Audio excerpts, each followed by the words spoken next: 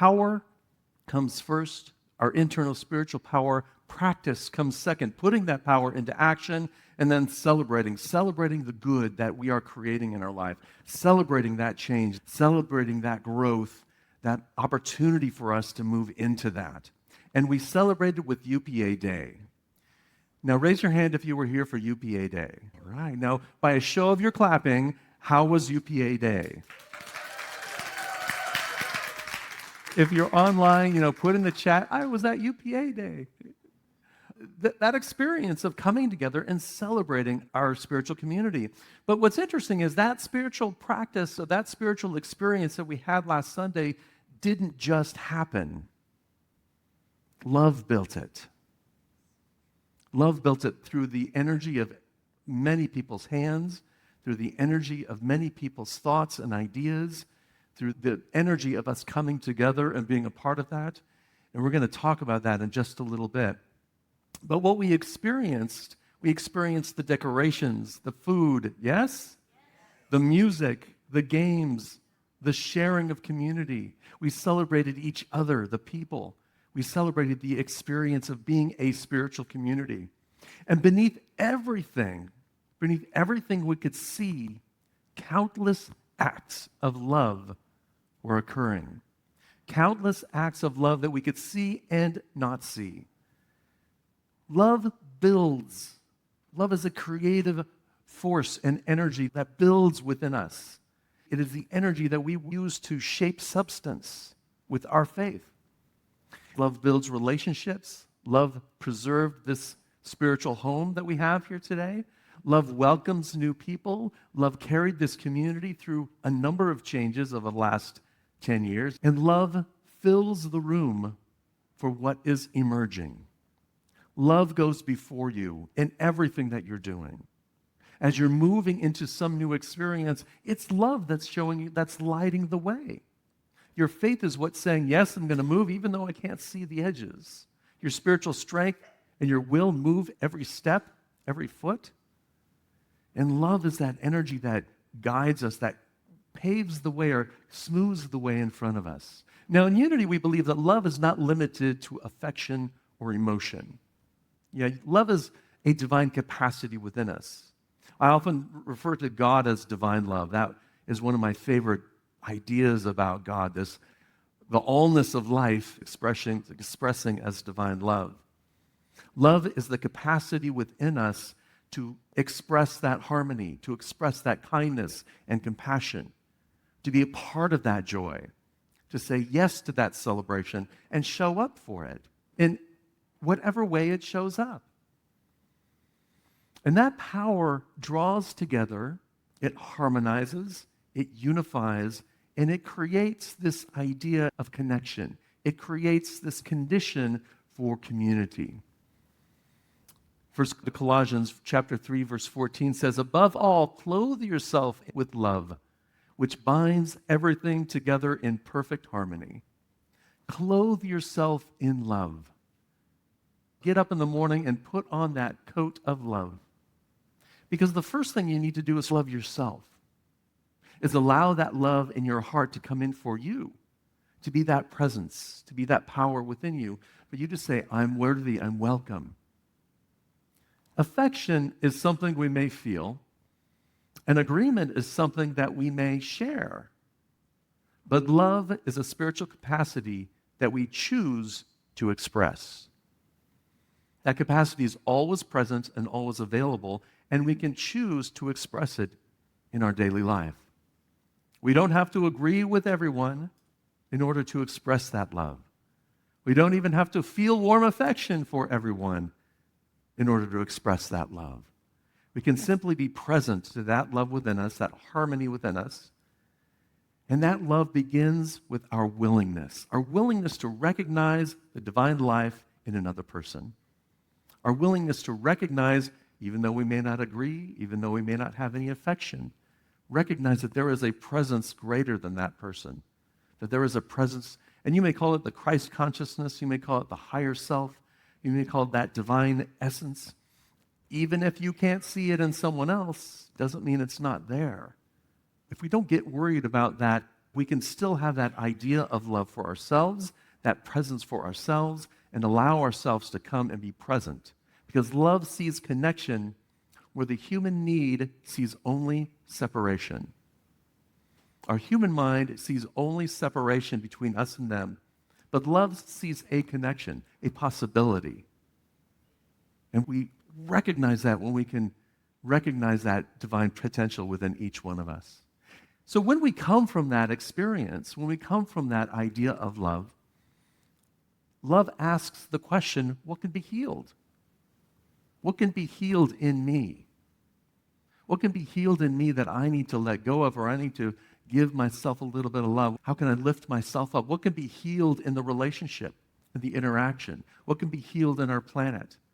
What can be better understood? How can I understand somebody a little bit better and look at them and hear what they're saying so that I can have a greater understanding for who they are, maybe have a little bit more compassion for them? What can be brought together? Because not everything can be brought together. We're all one, but in our human experience, there are some things like two ends, polar ends of a magnet, they just won't go together. Have you noticed that? Have you noticed anything in your life that's just like going like that every time you're trying to connect? There's that experience because we are outside of love. We're not allowing that energy to flow. And sometimes it's okay. Sometimes it's time for us to move to a different experience in life.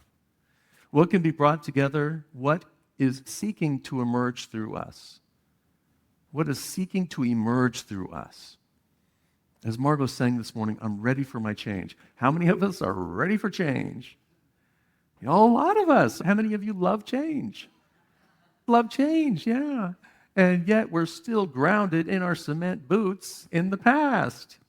Sometimes. When we're ready for a change, love says, what is seeking to emerge through us? And when we look at that, we have the ability to draw that forward and to bring that forward. Love does not merely comfort. And sometimes that's what we think. Well, someone loves me, therefore I'm comforted. I feel discomfort if someone doesn't love me. Or if I don't have love coming to me from somewhere else out there, I'm not comforted. Or we put our idea of comfort from love coming out there. But love is an internal comfort. Love comes from the inside out. But love isn't merely comfort, it's also constructive. It builds, it creates. It builds trust and safety, belonging and possibility, and it builds our future. So as we are in that idea of love, that idea of the divine power that draws us together, if we're in that idea, then we're more open and receptive to what is. We're more open and receptive to what is emerging within us, what is emerging outside of us. And we're working more in harmony with that. So if love is the divine power that draws us together, then it's important to become aware of what pulls us apart. Right? Anybody agree with that? They're like, oh man, what blocks the expression of love? So I have 4 blocks for us, and then I have 4 remedies for us. What blocks love, that divine energy that's always flowing, that's always there, but in my consciousness, I'm blocking it? The first block is fear. Now, I take a nice deep cleansing breath, and the reason I say that is because sometimes that word gets us a little tense. So that cleansing breath will allow us to relax. Fear is often misunderstood. You may have heard it said that fear is but an illusion and a choice. But fear is also a messenger. Most of us stop at the feeling. I'm feeling fear, that's as far as I want to go. I'm making fear the enemy, and I'm pushing fear away. Why? I'm stuffing fear down because it's uncomfortable. Because fear prevents me from being seen. Fear prevents me from taking risks, making choices, of being out there. And fear also protects me. It protects me from actual danger. And in those cases, whenever that occurs, it's important to have fear. The fear initiates our sympathetic nervous system. Our fight, flight, freeze, or please mode comes into play so that we can be safe, so that we can react in a way that's going to keep us safe. But most of the time, the danger isn't real. Most of the time, the danger is imagined. It's being generated in the mind from a belief. What lies behind the fear is a belief that we're holding on to. All of those beliefs that we're holding on to, we can meet, as Joe talked about in the Daily Word. We can bring out to the light and meet it and see, where is this belief at, and is this belief true? The belief then creates stories. We create stories around it. The stories create more fear, and we're in that loop. Anybody experienced that before? That crazy fear loop. And in that sense, it is 100% an illusion, because that fear is created in our own mind and in our own belief. It's an illusion that comes from that belief. Belief like, I'm not enough. There will never be enough. I don't belong. I'm going to lose something. I will not be heard. I will not be valued. It contracts our awareness. Our fear contracts our awareness. It makes us draw inward and stay focused on that one thing, that story. It puts us in that mode where we resist change. We're not ready for it. We're resisting it. We're withholding generosity. We're assuming the worst. We're getting defensive. We're throwing a little lob back. We're calling out somebody for saying there's only 5 principles when there are only 5 core principles. That's fear. And that's what I was experiencing. When we're in the fear, when we're allowing the stories and the beliefs to drive us, the message of fear is lost. Fear does not make us bad. It shows us where love is asking to heal something within us. Fear is showing us something inside of us that needs to be healed. What a great message to receive. Fear builds walls around what it believes must be protected. Love opens the door and asks what is possible, what can be healed in this moment, so that we can move beyond the stories and move beyond our fear. That's block number 1. Block number 2, unhealed hurt. Past disappointment can become a filter through which we interpret the present. We may no longer be responding to what is in the moment. We're not really responding to that, but rather we're responding to what happened a year ago in another relationship, in another situation, in another community, in another season of life. And when an old wound is making the decisions, love has very little room to speak. Our mind is so caught up in that story that we can't hear love coming in at all. That's block number 2. Block number 3, the need to control. Control says that people, circumstances, the future must conform to your expectations in the current moment. Everything that's happening must conform to what I want it to be.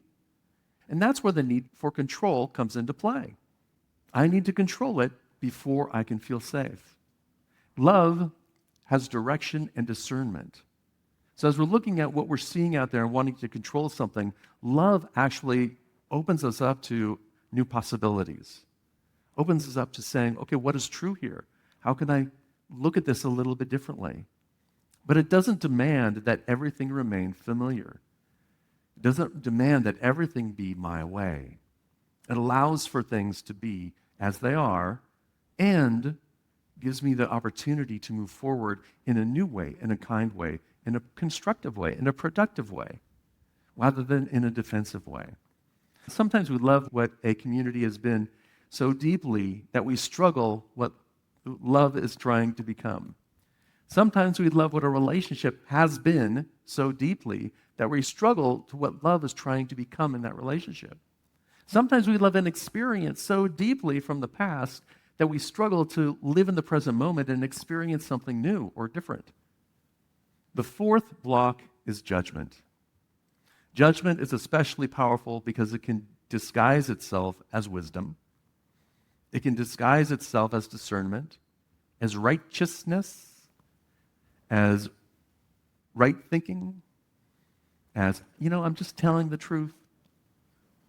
These are just the facts. Are they the facts, or am I adding judgment to them? Judgment reduces a whole person to one behavior. Judgment reduces a whole person to one opinion, to one mistake, to one category. I know who you are. I know what you did. I know what's wrong with you. I know who belongs and who does not. I know how to fix you. Discernment allows us to evaluate what is a healthy, appropriate, and aligned experience. What is an aligned thought?